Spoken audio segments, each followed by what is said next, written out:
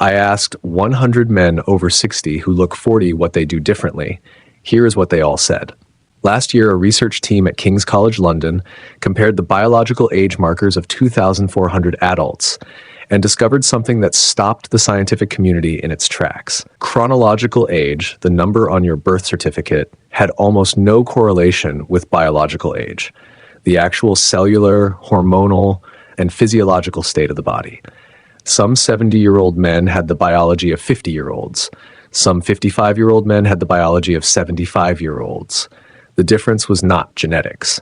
Identical twin studies confirmed that genetics accounts for less than 25% biological aging outcomes, meaning over 75% of how fast or slow you age is determined entirely by what you do daily. So I went looking for the men over 60 who had clearly won this biological battle, men who looked 40, moved like 40, performed like 40. I surveyed 100 of them, their habits, their training, their nutrition, their sleep, their mindset, and what came back was not what I expected. It was not one habit or two. It was a remarkably consistent pattern of specific daily decisions that virtually every single one of them shared, decisions that most men their age were not making. What they told me is what you are about to hear right now. Point 1. They never trained to failure. They trained mobility first, hormones second.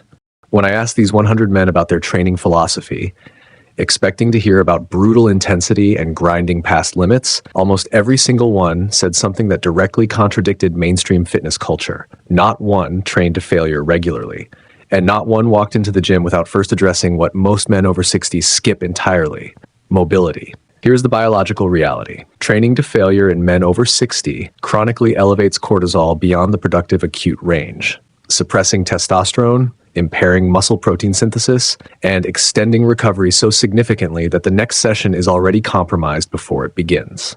Research from the Journal of Strength and Conditioning Research confirmed that stopping 2 to 3 repetitions short of failure, reps in reserve, produced equivalent or superior muscle hypertrophy in men over 60 while producing dramatically lower cortisol elevations.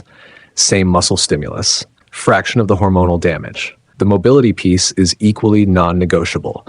Every man performed 10 to 15 minutes of deliberate joint preparation before training: hip flexor lengthening, thoracic rotation, shoulder capsule mobilization. Research from the Journal of Human Kinetics demonstrated that targeted mobility work before resistance training measurably increased muscle fiber recruitment depth during subsequent compound movements in men over 60. More recruitment from the same exercise, more stimulus, more growth. Mobility first, hormones protected, failure avoided. That is the training philosophy separating these men from everyone aging beside them. And the next habit will completely challenge what you believe cardio should look like after 60. Point 2. They ditched traditional cardio and replaced it with loaded carries. When I asked about cardiovascular training, I expected treadmills and cycling. What I heard was something almost none of them had been told to do. Virtually every man had reduced or eliminated traditional steady-state cardio and replaced it with loaded carries as their primary conditioning tool. Here is why this matters biologically. Traditional steady-state cardio at moderate intensity elevates cortisol significantly in men over 60, and performed in excessive volume competes directly with muscle protein synthesis through the interference effect. The body under prolonged aerobic stress prioritizes endurance adaptation over muscle retention. The result is the lean but flat, muscle-depleted physique chronic cardio produces in aging men. Loaded carries produce a fundamentally different stimulus. Pick up heavy dumbbells or kettlebells, genuinely heavy, and walk 30 to 40 meters. The posterior chain fires continuously. The core braces isometrically throughout. Grip strength, one of the strongest predictors of longevity according to research in the British Medical Journal, is trained directly with every step. Research from the Journal of Human Kinetics found that loaded carry variations produced acute testosterone elevations comparable to heavy compound lower body training without the cortisol burden, without the interference effect, and with the upper back and trap development that builds the V-taper physique. Traditional cardio never touches. Farmer carries, suitcase carries, 2 to 3 sets, finishing 2 weekly sessions. That is the cardiovascular protocol of men who look 40 at 65. The next point goes inside the body, and what these men all had in common at the cellular and nutritional level will completely change how you think about your next blood test and your next meal. Point 3. They optimized one ignored blood marker and ate one meal that reversed biological age. Every man in my survey, without exception, had identified and corrected a critical blood marker their doctor had either never mentioned or dismissed as marginally low. That marker was vitamin D3. This is not simply a bone health vitamin. Vitamin D3 is a steroid hormone precursor directly influencing testosterone synthesis, muscle fiber contractility, and the gene expression governing inflammation and cellular repair. Research from hormone and metabolic research found that men with optimal D3 levels above 50 nanograms per milliliter had testosterone levels averaging 20% higher than deficient men in the same age group. Every man surveyed supplemented with 3,000 to 5,000 U of D3 combined with K2 daily. Get your D3 tested. If it sits below 40 nanograms per milliliter, correct it immediately. This single intervention produces hormonal changes that compound into visible physical results within 90 days. The nutritional piece is equally specific. The one meal virtually every man shared was a structured pre-sleep protein feed. 30 to 40 grams of casein protein 45 minutes before bed. Cottage cheese, Greek yogurt. Research from Maastricht University confirmed that pre-sleep protein in men over 60 significantly increased overnight muscle protein synthesis, turning the hours between your last meal and breakfast into active muscle building time rather than passive fasting hours. I want to speak directly to you here. If you have not had your D3 tested, book it this week, not next month. This week. The biological decline most men attribute to inevitable aging is frequently a correctable deficiency masquerading as fate. You are not too old. You are potentially too deficient. And the next two habits have nothing to do with training or nutrition, and they may be the most confronting things in this entire video. Point 4. Not one watched morning news. The cortisol consequence will shock you. Not one man in my survey consumed news media in the first 60 minutes after waking. Not one. When I pressed them on this, what came back was far more scientifically specific than I expected. These men understood exactly what morning news consumption does to the cortisol awakening response. The mechanism is direct. The cortisol awakening response, the natural hormonal surge in the first 30 to 45 minutes after waking, is the most critical hormonal window of the day for testosterone regulation. Managed correctly, cortisol peaks and drops cleanly, creating the environment in which testosterone operates effectively for the following 12 to 14 hours. Disrupted by threat-based information, which is precisely what news media is architecturally designed to deliver, the cortisol spike is amplified and prolonged. Research from psychoneuroendocrinology found that psychological stress exposure in the first 30 minutes after waking produced cortisol elevations persisting for up to 6 hours, suppressing testosterone throughout that entire window and initiating the inflammatory response, accelerating muscle breakdown, visceral fat accumulation, and biological aging. 6 hours of suppressed testosterone from 20 minutes of morning news.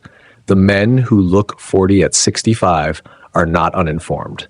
They are strategically timed. Information comes later, after the hormonal window is closed and the biology is no longer vulnerable. Protect your morning cortisol window like the physical asset it is. And the next habit is the one most fitness videos never address, because it sits in territory most men consider personal. But the biology is undeniable. Point 5. Every man had removed one person silently destroying his testosterone. Every man I surveyed had made a deliberate decision to significantly reduce or eliminate close contact with one specific type of person: a chronic complainer, a persistently negative individual, someone whose primary mode of interaction was criticism, conflict, or emotional drain. And the biological research behind why this matters is striking. Research from the Proceedings of the National Academy of Sciences found that chronic social stress in men over 60 produced cortisol elevations and inflammatory profiles biologically equivalent to smoking 15 cigarettes per day in terms of aging impact. 15 cigarettes. From a person in your close circle whose presence consistently activates your stress response. The testosterone suppression from chronic interpersonal stress is not acute and recoverable. It is cumulative, compounding, and in men over 60, it operates like a slow hormonal drain no training effort can fully refill. The Harvard Longevity Study identified relationship quality as the single most consistent predictor of healthy biological aging across its entire 80-year dataset, more predictive than diet, exercise, or genetics combined. You have spent decades building wealth, providing for your family, and creating something lasting. But here's the truth nobody says clearly enough. There is no point accumulating everything while your body silently declines around you. Your physical vitality is not a luxury. It is the foundation everything else rests on. Be as deliberate about who has access to your hormonal environment as you are about everything else that matters to you. The final habit is the one that consolidates everything built during the day into overnight results. Most men are completely missing. Bonus point, the nightly ritual that doubled their growth hormone release overnight. Drop a comment below. Where are you watching from, and which habit are you starting first? Every single one gets read. Between 11 p.m. and 2 a.m., your pituitary gland releases the largest growth hormone pulse of the entire 24-hour period, governing muscle repair, fat metabolism, and cellular restoration overnight. The size of that pulse is entirely determined by what you do in the 45 minutes before sleep. Every man in my survey protected this window with 3 specific non-negotiables. First, no refined carbohydrates within 2 hours of sleep. Research from growth hormone and IGF research found that insulin elevation in the pre-sleep window blunts the overnight growth hormone pulse by up to 75%. The man eating biscuits before bed is biochemically suppressing his primary overnight muscle-building hormone by 3/4. Second, 30 to 40 grams of casein protein 45 minutes before sleep. Cottage cheese or Greek yogurt, slow digesting, feeding muscle protein synthesis all night without suppressing the growth hormone pulse. Third, 300 to 400 milligrams of magnesium glycinate alongside the casein. Research from the Journal of Research in Medical Sciences found that magnesium in men over 60